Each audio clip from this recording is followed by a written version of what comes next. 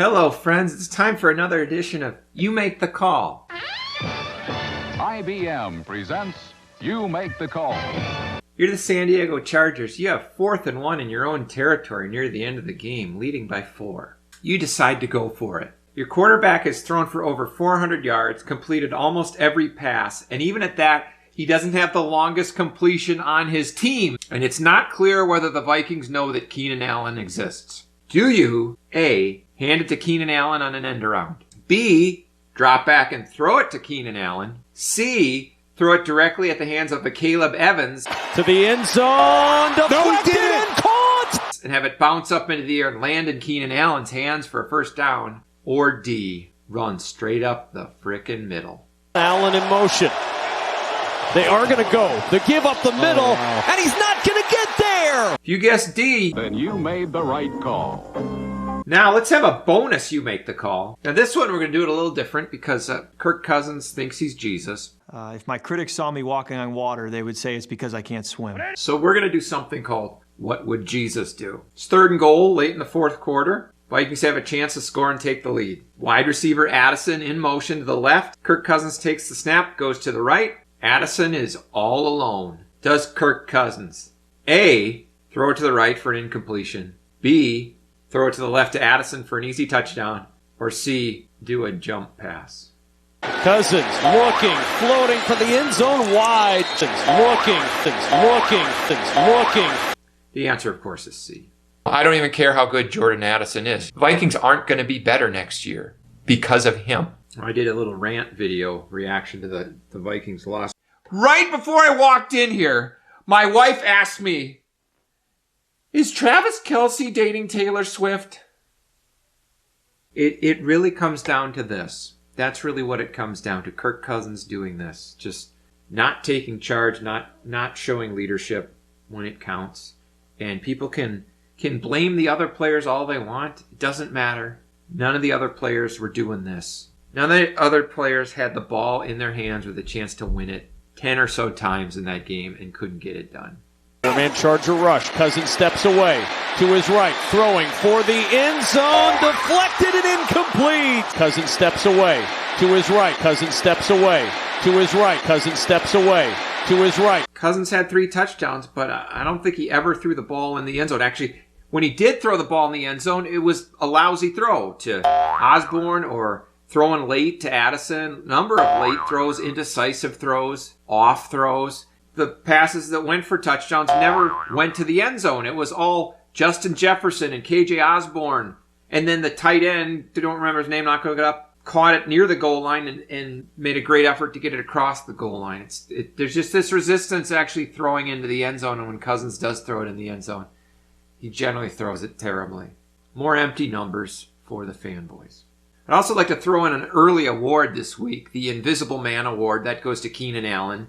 I don't think the Vikings could see him. That's my only explanation for why he just seemed to be running completely alone most of the game in the secondary. Now, that's not quite true. Actually, what I think happened is when he didn't have the ball, he was invisible.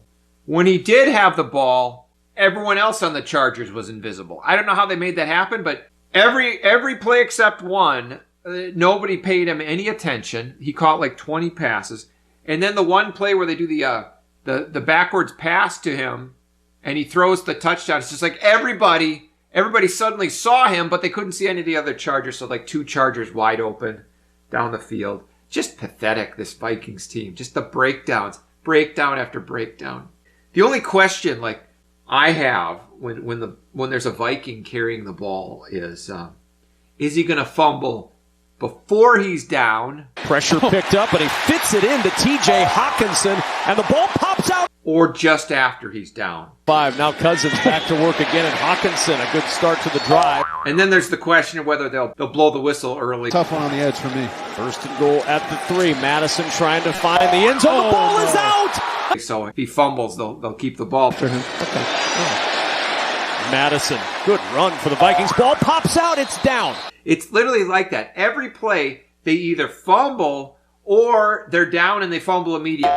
Justin Jefferson even, he didn't fumble on this one, but his touchdown pass, he's like trying to get caught from behind so he can fumble. Hockenson, Everybody. It's just so sloppy. Madison fumbles like every play. And that's the guy we decided to go in to the season with as our number one running back. That's brilliant. And we see with this Vikings team just the lack of toughness. Just the lack of toughness. They don't win any battles, you know. Hockenson, I think it was the first drive, just gets the ball stripped away. And the last play of the game where he lost the battle for that ball. Evans on that interception. Well, what should have been an interception bounced off his hands, became a touchdown. But very disappointing. Very disappointing. They're just a bad team. Badly coached with bad talent. Other than that, they're pretty good. Anyway, our awards for this week. Patrick Peterson award for piss poor effort. Patrick Peterson! I think I could outrun this guy. There's two candidates for that this week. One is DJ Wanham, who made like the most feeble sack attempt. I think he was trying to strip sack him and just completely whiffed, and Herbert just ran straight forward for a big gain. But the winner is number 7 for the Vikings. Don't know his name, not look it up. It was one of these passes over the middle where just caught the ball, and number 7 for the Vikings, wearing, of course, Patrick Peterson's old number, probably, maybe even Patrick Peterson's old jersey. Maybe it's like there's evil spirits in it that make you just not try. But the award for a guy who's so slow, Stephen Hawking could have outrun him without his wheelchair. Two candidates for that. One is Keenan Allen. Just watching Keenan Allen, it's like he looked really, really slow, yet we couldn't cover him. But the winner is number 89 for the Chargers. Don't know his name, not look it up. His first touchdown catch. Yes, he had 2.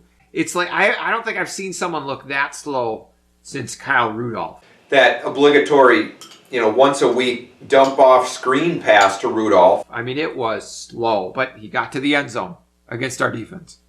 The Anthony Barr award for a piss poor missed tackle. Out of the backfield. Anthony Barr wants no part of Josh Allen. Well, that goes to Bynum. The Chris Walsh award for a pass catcher who couldn't get separation even from my ex-wife after the 5th affair. That goes to TJ Hockenson on that final play of the game where, I don't know, he just runs straight ahead, stops at the goal line, gives a little wimpy push off, and then just stands there. Like, you maybe want to lean away from the defender a little, give Cousins somewhere to throw the ball. Same crap, different year award. That goes to the Vikings defense. Again, collapsing at the end of the first half to allow a long touchdown drive.